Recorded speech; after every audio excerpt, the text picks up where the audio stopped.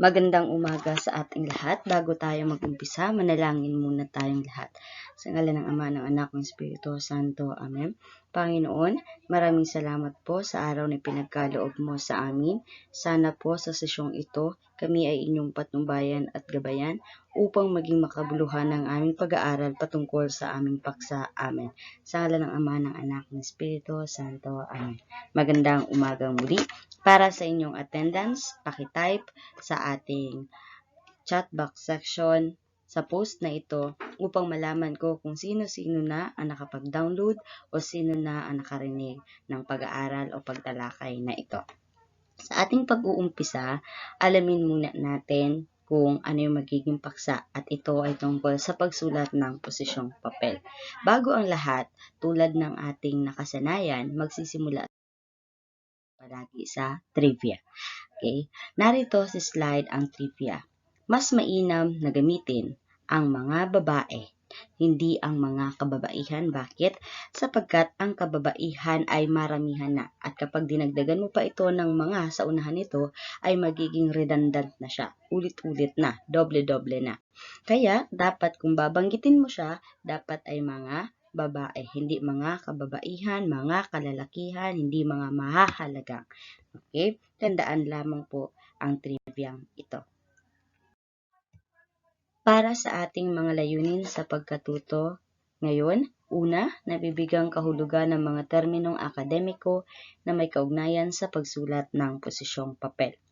So, ibig sabihin, bago matapos ang ating sesyon, kailangan ninyong matutuhan lahat ng mga terminong akademiko na may kaugnayan o mayroong kaangkupan sa pagsulat ng isang posisyong papel. Pangalawa, natutukoy ang mga katangian at karaniwang nilalaman ng isang posisyong papel. So, kailangan ninyo ring malaman ano ba yung mga katangian ng isang posisyong papel kung paano ninyo siya maisasagawa ng maayos.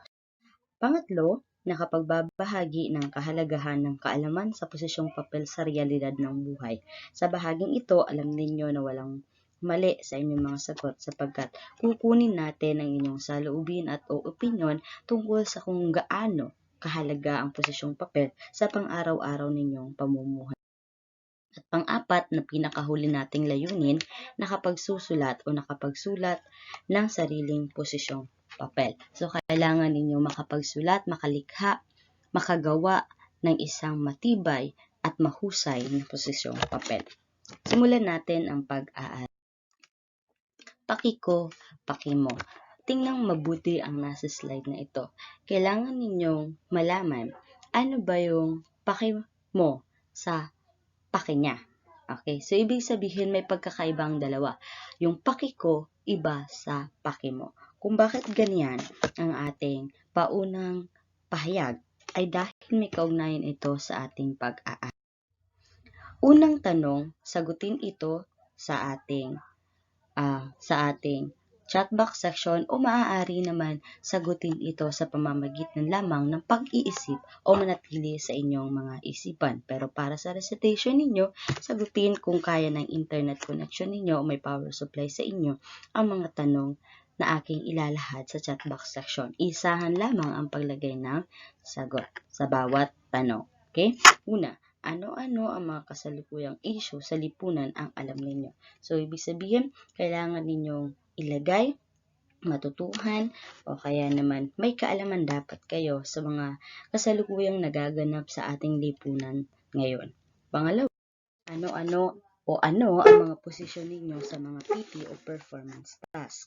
Kailangan ko ring malaman kung ano yung stand ninyo, anong posisyon ninyo, kumusta ba ang mga PT na ibinibigay sa inyo. Ayos lang ba kayo rito o kaya naman ay hindi kayo sang-ayon o hindi ayos sa inyo ang PT na binibigay ng inyong mga guro. Pangatlo, may pinanindigan na ba kayo? Ibig sabihin ng pinanindigan, hindi lamang ito sa usaping pag-ibig. Kailangan din ninyong malaman o matutuhan ano yung mga bagay na pinanindigan ninyo sa pamilya, sa lipunan, sa inyong mga kaibigan, at sa inyong mga sarili. Depende kung ano yung magiging sagot. Kung may pinanindigan na kayo, sasagutin din ninyo bakit mahalaga ang may paninindigan. So, kailangan din na malaman ko kung gaano ba kahalaga ang may paninindigan sa ating mga sarili, sa ating mga pamilya, sa inyong mga kaibigan, at sa inyong mga minamahal sa buhay o anumang bagay na kinakakitaan ng kahalagahan ng paninindigan. Sa paninindigan, dito natin matututuhan at ipapasok ang paksang posisyong papel. Basahin muna natin ang unang kahulugan ng posisyong papel. Ang posisyong papel ay sanaysay na naglalahad ng mga opinyon tungkol sa mga partikular na paksa o usapin. Tandaan ang mga nakapulang salita, sanaysay, opinyon, paksa o usapin. Dapat ninyong malaman na ang isang posisyong papel ay isa munang sanaysay. At kung ano ang kanyang nilalaman ay isang opinyon at o saloobin. Ano ba? Sang-ayon ka ba o kaya hindi sang-ayon sa usaping ito o sa paksang ito? Doon mo maisusulat ang iyong sanaysay. Okay, ganun lang kasimple ang kahulugan ng posisyong papel. Magbibigay ka lang ng posisyon, ng stand at isusulat mo ito upang maging isang sanaysay. Halimbawa ng isang paksa ng isang posisyong papel na kinakailangan ng opinyon. Naniniwala kang nakakagamot ang marijuana kaya sulong mo ang paggamit nito sa medisina. So, ibig sabihin, lahat ng tungkol sa paniniwala mo at o opinyon mo na ang isang marijuana ay maaaring gamitin sa pangmedisina ay ilalagay mo sa iyong sanaysay. Maglalahad ka ng mga ebidensya na magpapatunay na ito nga ay maaaring magamit para sa medisina. Isa pang halimbawa, maglahad ng mga argumentong makaka-impluwensya sa pananaw o paniniwala ng mga mambabasa. Ibig sabihin nito, kailangan mong maglahad ng mga halimbawa ng mga argumento sa pamamagitan ng pagsulat ng isang sanaysay tungkol sa paksang ito. Kung ano yung mga nakaka-impluwensya sa pananaw o paniniwala ng mga mambabasa. Kasi marami yon. So, kailangan mong gawin yon.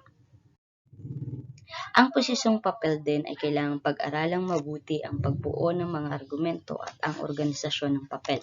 Hindi ka lang basta-basta bubuo klas ng isang argumentong papel o isang sanaysay tungkol sa iyong posisyong papel.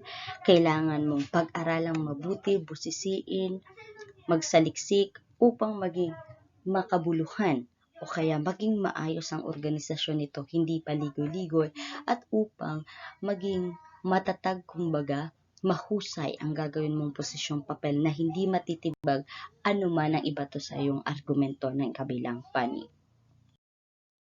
Kailangang alam din ang mga argumento ng kabilang panig. Kakasabi ko lamang, kailangan kapag binato ka ng ibang argumento ng kabilang panig, halimbawa sang-ayon ang bahagi mo, di sang-ayon ang kabilang panig, kailangan mong malaman din ang kanilang mga argumento. So, kailangan mo rin magsaliksik ng mga maaaring ibato sa iyo o panlaban sa iyo upang matibag ang iyong argumento. Hindi lamang maaaring, okay, sang-ayon ako rito kasi ito ang aking mga argumento. Hindi ganoon. Kailangan mo ring malaman hindi sila sang-ayon. Bakit? Ito ang mga maaari nila maging argumento pagdating sa iyo. Upang masagot mo ito ng maayos, malabanan mo sila ng maayos at matatag ang maging posisyon mo. Upang nang sa huli, ikaw ang paniniwalaan ng tagapakinig at hindi ang kabilang panig. Samantala, maaaring nasa simpleng anyo ng liham sa editor o kaya naman ay sanaysay. So, kailangan nating matutuhan na ang isang mahusay din na posisyong papel ay simple lamang ang pagkakasulat na parang isang liham o kaya naman ay sanaysay. Kumbaga, may tatlong bahagi o may mga bahagi, may format kayong sinusunod kapag nagsusulat ng posisyong papel. Hindi yung isahan lamang na paglahad ng mga argumento. Kailangan mong matutuhan ang iba't ibang bahagi upang mailahad ng maayos ang isang posisyong papel. Ano ba ang unang ibibigay ko o pahayag ko? Ano ba ang magiging katawan ng aking liham? Ano ba ang magiging wakas ng aking liham o ng aking sanaysay? Okay? Susunod. Ang posisyong papel ay maaaring masalimuot or complex sa Ingles. Akademikong posisyong papel o opisyal na pahayag na binabasa sa mga pandaigdigang komperensya. So, ibig sabihin, ang isang posisyong papel ay hindi yung sobrang simple. ito ay maaaring maging masalimuot o sobrang complex. Bakit? Sapagkat maaari itong basahin sa mga pandaigdigang komperensya. So, kailangan maging maayos ang iyong paglalahad ng iyong posisyon, ng iyong stand. Kasi, maaari kang batikusin ng ibang tagapakinig o magbabasa ng iyong ginawang posisyong papel kung hindi naging maayos ang sistema o organisasyon ng iyong pagkakasulat, kung hindi ito matatag, o kung maaari lamang itong mabali o malabanan ng kabilang panig. Maraming katangian ang posisyong papel. Isa-isahin natin ang mga katangian nito. Una, mahalagang ideya. Sa posisyong papel, gumagamit ng mga makatotohanang ebidensya, hindi personal na atake, upang pahinain ang mga argumento ng kabilang panig. Ibig sabihin, kailangan mong maging magaling sa pagbibigay ng iyong argumento, maging mapanaliksik kumbaga, kasi maraming ebidensya na kailangan mong ilatag, subalit lahat lamang dapat ito ay makatotohanan. Hindi yung personal na atake, halimbawa ako, ikaw ang kalaban ko. Hindi maaaring personal ang atake ko sa iyo o inalam ko ang personal mong buhay upang atakihin ka sa kung anong posisyon na ginagamit o pinaninindigan mo. Hindi dapat ganoon. Kailangan, kapag may posisyon ka, ang atake mo dapat ay base lamang sa mga nakalap mong ebidensya na totoo at hindi yung papahinain mo ang laban ng kabilang panig dahil lamang may alam ka sa personal nitong buhay o personal na ang pag-atake mo sa kanila. Okay? Unang katangian, naglalarawan ng posisyon sa isang partikular na issue at pinapaliwanag ang basihan sa likod nito. Ibig sabihin, nagbigay tayo kanina ng iba't ibang issue. Sa bawat issue, mayroon kang stand, mayroon kang posisyon. Sa bawat posisyon o sa bawat stand, kailangan mong maglahad o magpaliwanag ng mga basihan sa likod nito. Halimbawa ako, bakit kailangan na isulong ang bakit kailangang isulong ang pagtanggol o paghingi ng hustisya kay Baby River at kay Rina Nasino. At pagkatapos nun, ang stand ko, kailangan mabigyan sila ng hustisya. Kung bakit kailangan mabigyan sila ng hustisya, kailangan ko maglahad o ipaliwanag ang basihan sa likod nito o ipaliwanag kung bakit ko gustong mabigyan ng hustisya ang mag-ina. Okay? Sa kabilang panig naman, kailangan ko ring matutuhan bakit hindi kailangan na mabigyan sila ng hustisya, at upang masagot ko yun, kailangan maging matatag ang lahat ng argumentong ilalatag ko at o kaya ibibigay ko sa aking sanaysay. Pangalawa, nakabatay sa facts, statistika, petsa, mga pangyayari na nagbibigay ng matibay na pundasyon sa mga inilatag na argumento. Kailangan maging makatotohanan ng ebidensya kasi dapat ito ay maaaring may petsa pa o may mga tunay na naganap at o pangyayari na hindi ka tatanungin o kukwestiyonin bakit ito ang naging argumento mo, saan ito nanggaling, ano ang pinagbatayan mo. So may mayroon kang ibibigay sa kanila o ilalatag na ebidensya na ito ay totoo at ito ay makatotohanan. Hindi gumagamit ng mga personal na atake upang siraan ang kabilang panig. Okay? Kakasabi ko lamang kanina, hindi maaaring gamitin mo ang mga personal mong kaalaman sa personal niyang buhay upang atakihin ang kabilang panig. Kasi bakit? Kawalan ito ng respeto sa okay? Gumagamit ng mga sangguniang mapagkakatiwalaan at may autoridad. So, ibig sabihin, tulad nga ng sabi natin, palagi nating sasabihin, babanggitin kung kanino galing ang pahayag o saan galing, sanggunian, batis na pinagmula ng iyong sinabi at o inilagay sa iyong sanaysay. Sapagkat kailangang mabigyan ng pagkilala o kaya maging mapagkakatiwalaan ng ginawa mong posisyong papel na hindi ito bahid ng kasinungalingan o kabalintunaan lamang. Sapagkat ito ang kanilang mga kahinaan, ito ang kanilang mga kalakasan. Okay? Ikaw naman, sang-ayon ako kasi ito ang mga kahinaan at kalakasan ng aking argumento, etc. Okay? Next. Pinaglilinian ng manunulat ang lahat ng maaaring solusyon at nagmumungkahi ng mga maaaring gawin upang matamo ang layunin. So, kailangan mo rin bilang isang manunulat ng isang posisyong papel na makapagbigay ng solusyon pagkatapos o sa pagwawakas ng iyong posisyong papel na isinulat. So, ibig sabihin, pagkatapos mong ilahad ang yung stand, ang iyong mga dahilan, sa problemang iyon, sa isyong iyon, kailangan mong ilahad anong solusyon, anong maaaring maging mungkahi mo ng solusyon. So, ibig sabihin, sa wakas o sa hulihang bahagi ng papel, hindi na kinakailangan na maglahad ka pa ng panibagong impormasyon.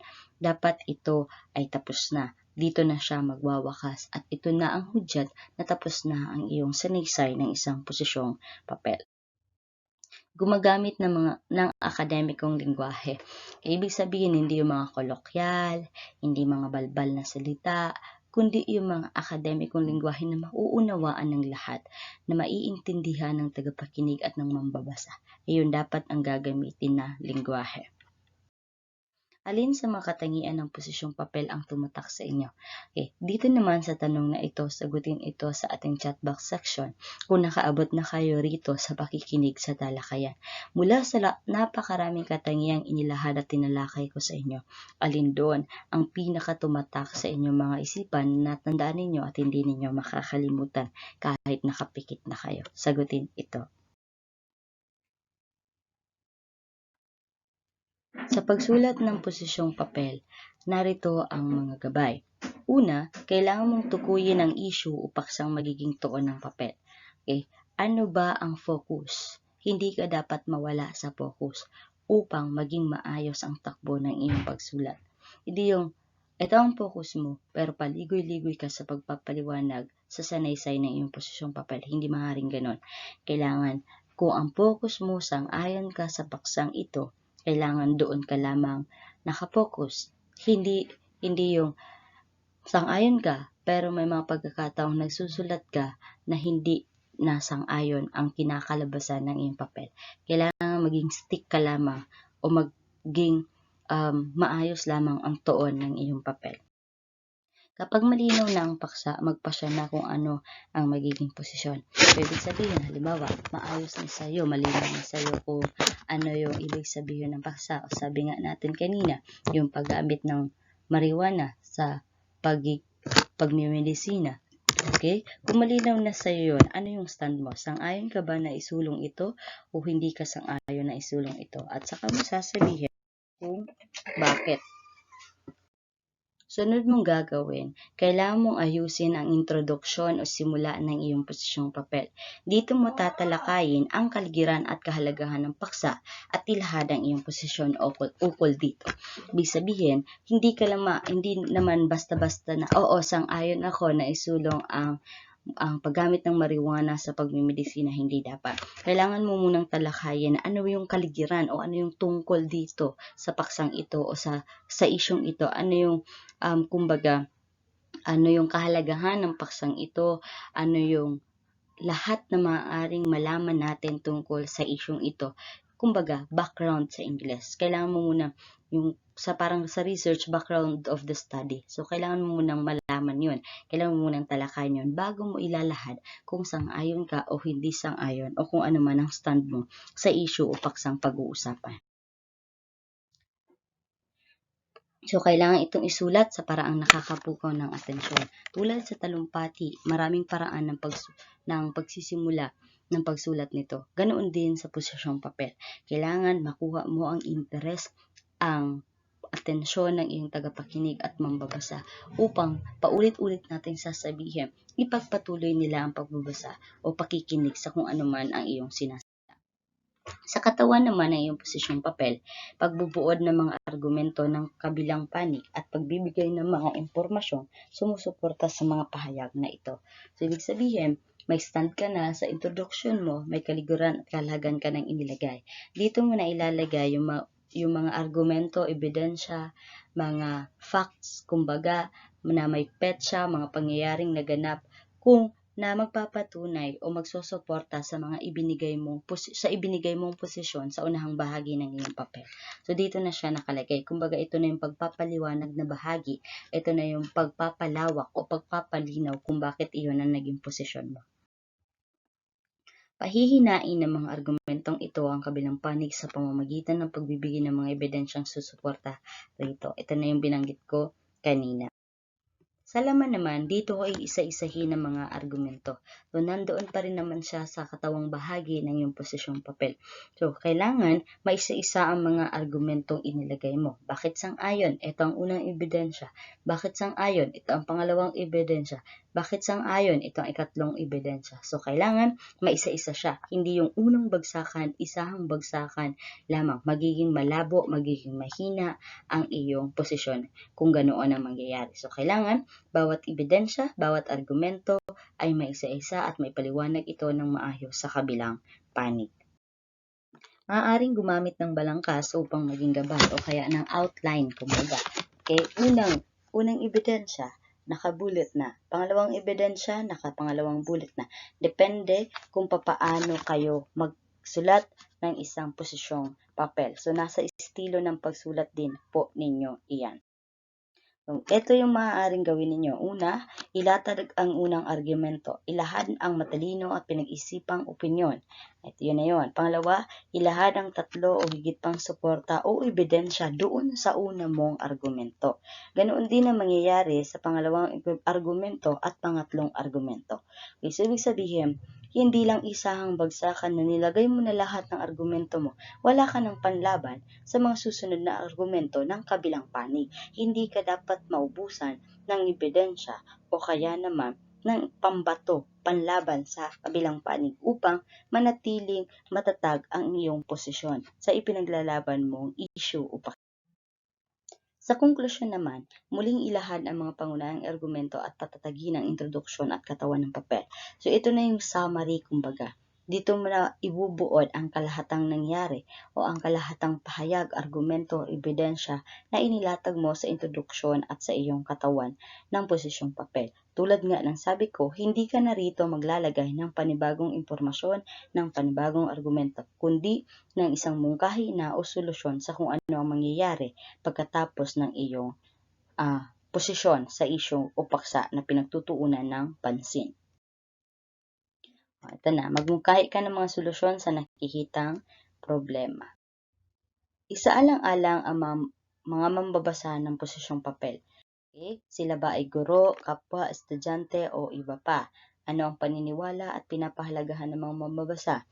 Ano kayang argumento ang kanilang pinapaboran? Ano ang kahalagahan ng paksa sa kanila? So, lahat ng nakabulit na tanong dito ay maaari ninyong isaalang-alang upang malaman din ninyo ang kahalagahan ng mga mambabasa o tagapakinig ng iyong posisyong papel.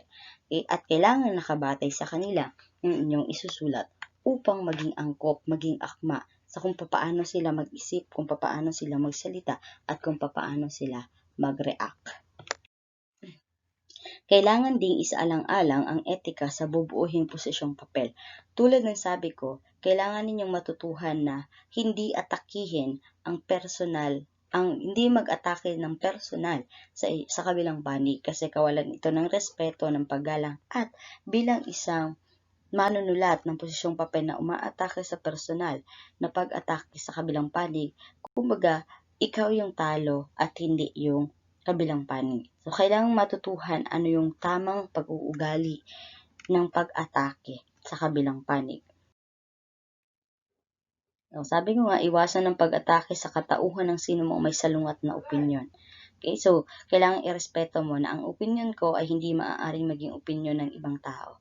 So may iba't iba tayong pagpapaliwanag kung bakit ito ang stand natin, ito ang posisyon natin, at iba rin ang pagpapaliwanag ng kabilang panig sa kung ano o kung paano natin maintindihan o maunawaan ang paksang pinag-uusapan o pinagtatalunan. Okay. Pagkatapos ng lahat ng ating pinag-aralan, sa paksang posisyong papel, nalaman natin kung ano ang kahulugan nito, natutuhan ninyo ang mga katangian at kung paano ito isulat o kung sino-sino ang maaari nating isaalang-alang sa pagsulat ng posisyong papel. Ito ang magiging tanong ko sa inyo. Paano ninyo masasabing katiwa-tiwala ang isang argumento? So, kung kayo ang tagapakinig, kayo ang mambabasa ng posisyong papel, paano nagiging kapanipaniwala o katiwa-tiwala ang isang argumento? Kumbaga sa lahat ng pagkakataon, kailangan makuha ang ating tiwala, ang ating trust sa Ingles. So, paano ninyo dito magiging katiwa-tiwala ang isang argumento. Sagutin lahat na magiging tanong muli sa ating chat box section para sa inyong recitation. Bakit mahalagang magkaroon ng ideya ang mga mambabasa na may sapat na kaalaman ang manunulat ng paksa? So, kailangan ninyo ring sagutin ang tanong na ito. Bakit? So, ibig sabihin, ilalahad ninyo yung pagpapaliwanag kung bakit naging mahalaga na magkaroon ng ideya kayo bilang mambabasa o bilang tagapakinig na may sapat na kaalaman ang manunulat ng paksa. So, hindi maaaring, okay, 0 ang kaalaman ko sa paksang ito pero ang stand ko ay sang-ayon ako. Okay? Hindi maaaring makapagbigay tayo ng posisyon kung wala tayong sapat na kaalaman tungkol sa paksa. Kung wala tayong sapat na kaalaman, kailangan nating alamin, kailangan nating salisikin upang makapagbigay tayo ng matatag na posisyon at o ebidensya sa madla. Maaari bang maging neutral ang manunulat ng isang posisyong papel? Pangatuраnan ang sagot. So, ibig sabihin, maaaring sa gitna lang ba siya. Yung, okay, hindi ko alam kung sang-ayon ako, hindi ko rin alam kung hindi ako sang-ayon. So, sa gitna lang ako. Pwede ba yun? Pangatuраnan ang sagot. Para sa paglalahad ng mga layunin sa pagkatuto ngayong umaga, dahil tapos na nating talakayin ito, at tapos na din yung sagutin ng mga tanong, di pagpapalagay ko nakasagot na kayo sa ating chat box section, balikan lang natin lahat ng ating mga layunin sa pagkatuto.